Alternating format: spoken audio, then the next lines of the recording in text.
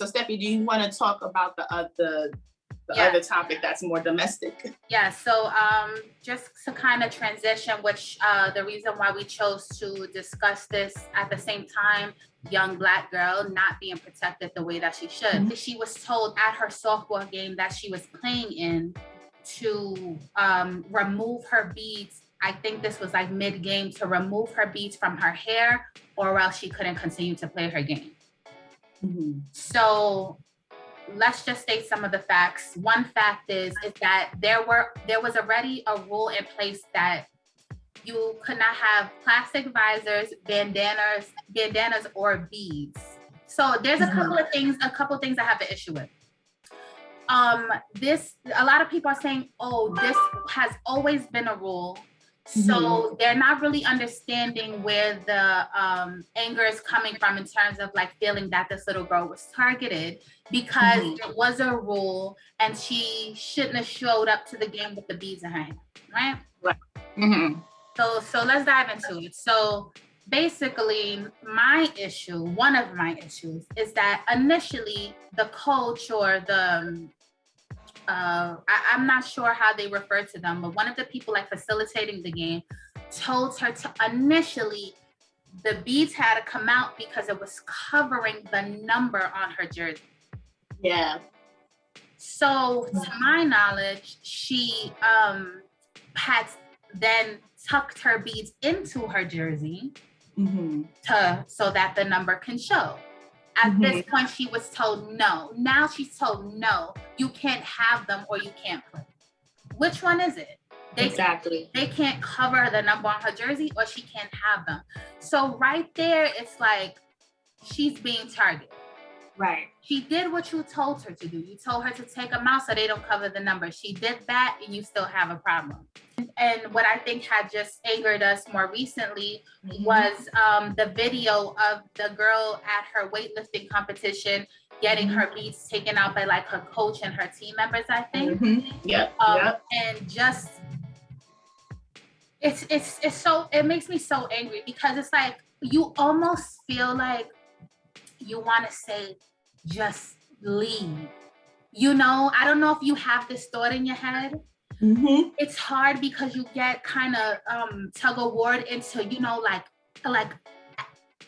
do we stand up in that moment and say, then you know what, I'm out?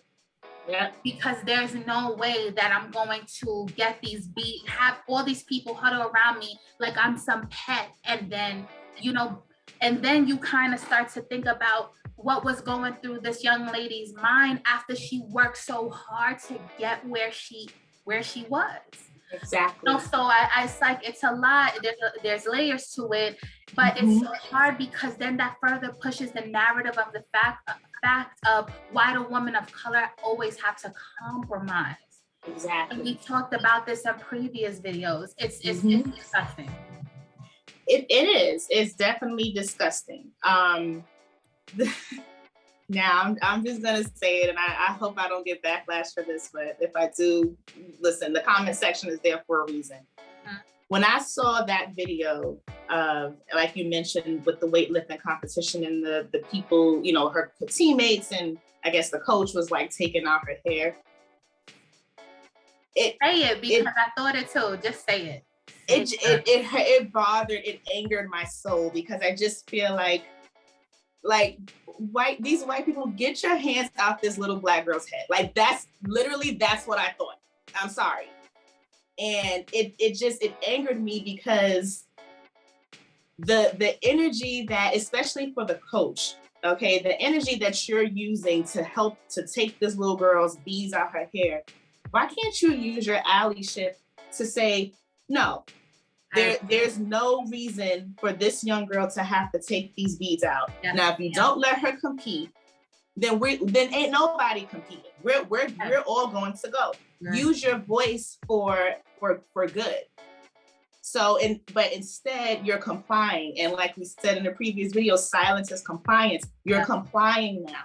Yeah. So, and let's play devil's advocate. Let's say that this was a rule, and the rule was based off of like it being a hazard, and you know, if the beads fall out and you know things happen, they could fall, or whatever the case is.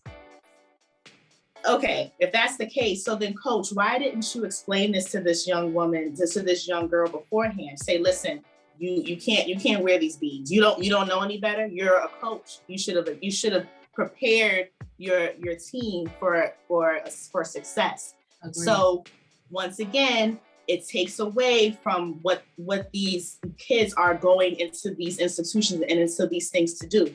Similarly to the girl in the UK, she was going there to learn, and now she's being strip searched. Now this young girl is going in here to compete and do her thing. Yeah. Now she's being condemned, but because of a cultural style, a racially motivated offense. The way I see it, and this is a cultural thing because black we wear our hair in beads, we wear braids, we put the designs in our hair, and I feel like that was really racially and culturally motivated by the coach. So it's like it's a distraction for no reason. You're distracting the reasons why these kids are going into these situations. You're distracting from the bigger picture because you want to discriminate against these children for being themselves. Now, if it's a hazard, then so be it. But and I believe if it was, she would have known not to wear them beads at her competition. I agree. Because why would you? Exactly. You know what I'm saying? Like, I just don't. But then that, like I said, that notion of like these white people, these white girls in this child head, it just bothered me because, like you said, it just made her look like a pet, and it constantly went back to my mind, like, white people constantly going up to black women and saying, "Oh my God, look at your hair! I love your hair. Can I touch it?" No, you cannot. Exactly. No, you can't. Get your sticky fingers out of my head. Exactly. And listen, this is no offense to white people. I'm not trying to be racist or discriminatory. That's not where I'm coming from. But just as a black person who has coarse hair, who wears natural hair, it is an invasion of my space to have someone feel that they are entitled enough to come into my hair and touch my hair. And I feel like if they were going to use that energy, they should have used it in the right way and stood up for this young girl and said no. Now, if it's a rule, it's a rule, and that's it. But then if that's the case, then they should have known that and told her ahead of time that this can't rock. Exactly. So it's just, it's really, it's unfortunate. And it, like I said, it serves as a distraction, and there's no real like method to this madness. It's constantly happens.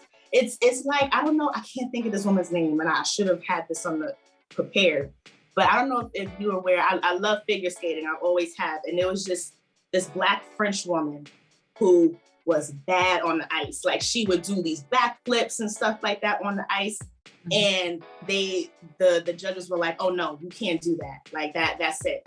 Like, because they called it, they seen that it was dangerous or something like that. They only stopped the people of color from doing this because they're ahead. Like, yep. If it were another person of non-color who did that, oh my gosh, they would all get 10s for scores from the judges. Across the board. Exactly. But because it's a black person, they said, no, we can't do this because they're the only ones she's the only one that was doing that. Yeah. No, like, so it's always something, it's always like a boundary or a hurdle, I should say, that black people always have to jump over. Yes. Just to prove themselves. And then, it's just unfortunate. I had to put that in because it really, that's a great point. Reminded me of that. To show you, it's just another point to show and how many different scenarios, the same type of the same intention, that it's the same intent in all of these different scenarios, and it's just disgusting. And for me, just like my I just want to state one thing though that I had came across when looking at the previous case with the girl in the UK. So This is a study done by Georgetown Law Center on Poverty and Inequality, and there was a study done amongst 300 parents. And the research found, and it was just about like the adultification of just kids of color and and they had found with the research that participants thought that Black girls between the age of 5 to 14 were less innocent than white. That's disgusting. That's scary. That's disgusting. It's disgusting, and it's so scary. I mentioned that before. I'm so happy that you mentioned that, because it just goes back to, it brings me back to my childhood, to where like I didn't quite understand when my mother would put my hair in braids, or to make me look like a child, or she would say, no, you're not wearing no hoop earrings. Yes. Or you can't wear lipstick. Mm-hmm. And I didn't understand it then, but it was always because you're going to look too grown. And if you look too grown, then they're going to think that you're older than what you are. Mm-hmm. And that adultification is just so widespread across, especially for Black children. And I know for myself, and I know that was my mother protecting me from that. And I'm very thankful for it. I didn't understand it as a child because I wanted to be grown, but it doesn't serve kids to be that way. At 5 years old, you're a baby at 5 years old. How would anybody look at a 5-year-old? I don't care what color you are, black, white, purple. How could you look at a 5-year-old baby and say, oh, that child looks older than what they are? At 5? At 5. They're babies. I can't. It's disgusting. I've seen it. I've come across it, whether it be social media, whatever the case is, where, let's just be honest, a child, even as young as 5, can have her hair, a Black or brown child, in a certain hairstyle because they look right? If a young, small white girl could wear her hair straight down, and she's an innocent young girl, why can't a Black or brown child, right? Exactly.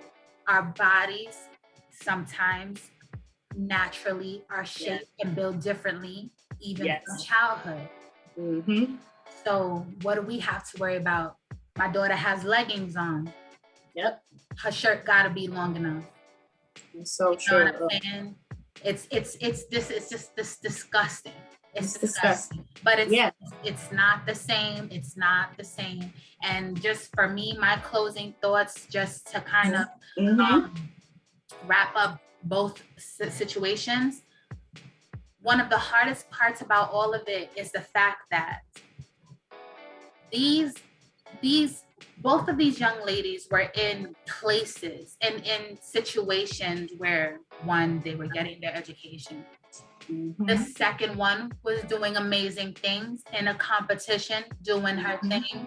You know what I'm saying? Yeah. Possibly sports or athleticism. It's maybe the driving factor to further her education, whatever the point, whatever the case is. Mm-hmm. It's like the fact that we live in a world where in these basic and fundamental situations, your child is targeted. Your child is unsafe. Your child gets put in dehumanizing and disgusting situations and not given rights that everybody should have. Yeah. And you have to literally sit back because you have to, they have to go out into the world at a point. Right. And you have to kind of, trust that you can't even trust in the adults around them. You have to trust in what you instill in your child. And then, that comes with more prepping. You know what I'm saying? It comes with more prepping. And why do I have to tell my kid? Why? It's something as simple as one time I got out of the car with Sky, and she had her braids in her hair. I had weaved in, like the rainbow hair. Listen, anybody could feel how they want to feel. This was one of many real situations that I encountered. She's coming out the car. There's a white woman with her 3 white daughters. They are literally looking at my daughter like they just saw a puppy. Like she's an alien or pointing at her hair, and then I think, like, at what point does this mother tell her kids it's not polite to stare, it's not polite to point? She just kind of looks back and keeps going. with the flow and keeps walking. And I mentioned that to say that these are the same adults we have to trust around our children. These are the same adults. Okay, the kids are one thing. Kids will be kids. At some point, you got to look at the kids and say, you know what? They're a product of their environment.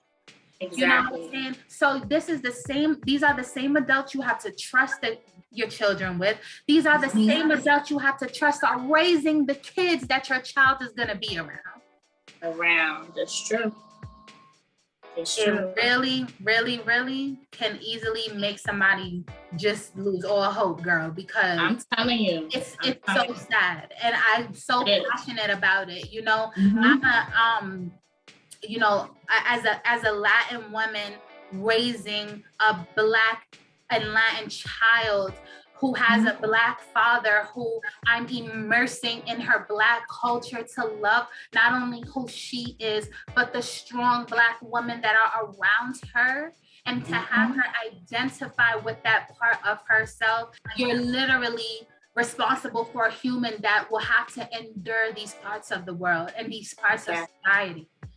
Of course. And I think just for me, just my closing sentiments, I echo what you say. And then also, I think, I value and commend mothers like yourself, like my mom, and even educators, just people who speak life into children and know and teach them, like you said, educating them, but then also teaching them that they are worth something. Yes. Young Black kids out there, you guys are worth everything and then some. Do not let society, do not let social media, do not let these adults out here who don't have your best interests at heart think that you are worth nothing. Like Steph said, you have rights. You should be taught your rights, and then also you should be taught that you have the potential to do whatever you set your mind to do. So don't let anybody stop you from that. Yeah. Kids, especially Black and brown kids have it hard. We understand that and we know that, but know that there are adults and mentors out there that want the best for you, and we're rooting for you. So ask for help if you need it. Yeah. Don't be ashamed to ask for help. Don't be ashamed to go after your goals, even though there may be some people who may not see your worth and your potential. Don't worry about them. Keep doing what you're doing, because we're rooting for you. And I know that there are people out there that are rooting for you as well. So that's what I have to say. I want to say one thing, and I feel so strongly about this. And I really hope if people are watching, they're listening. You do not have to be a Black woman or a Black man to show alliance. If you do not speak on these issues because you feel you do not connect to it, that is what you call privilege. Exactly. You should not have to be the recipient of something like this to show alliance.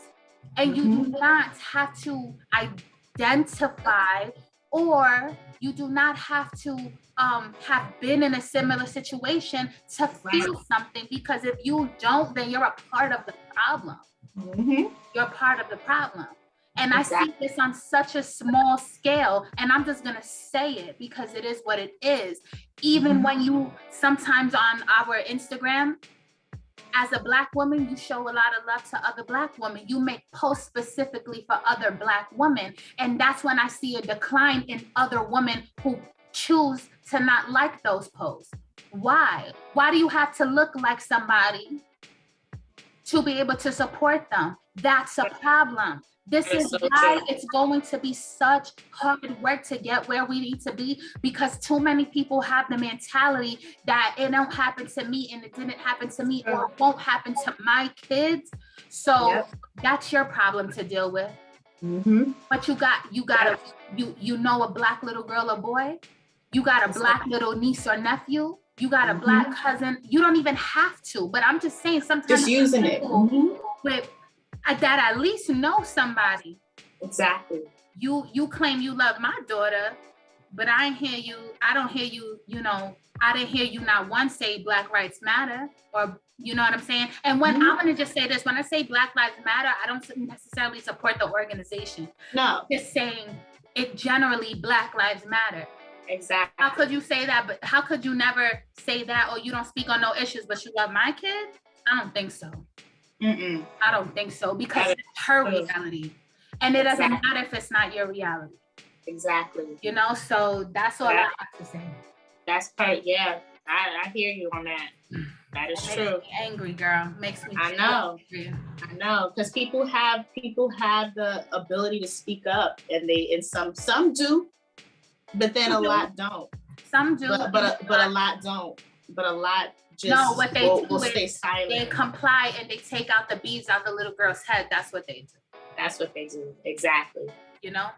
Yep. Which is a huge problem. But I not to toot our horns, but I am proud that we are honest and open and honest enough to talk about these issues, because they impact our communities. And even if they didn't, it's still something that we need to shed more light on, because we will always face these issues if we don't talk about them and put them at the forefront and figure out ways of how to correct them and use the people that are around us who have the power, the influence to make change, working with them if they want to work with us to make these changes for our future generations to come. Because that's what it's about. We're trying to create a path that is as clear as possible for these kids. There you go. You know what I'm saying? We could do what we want to do. We're grown, we're adults. If we choose to do something and not do it, that's our business. But let's make it a little easier for the kids coming up. Let's not give them such a hard road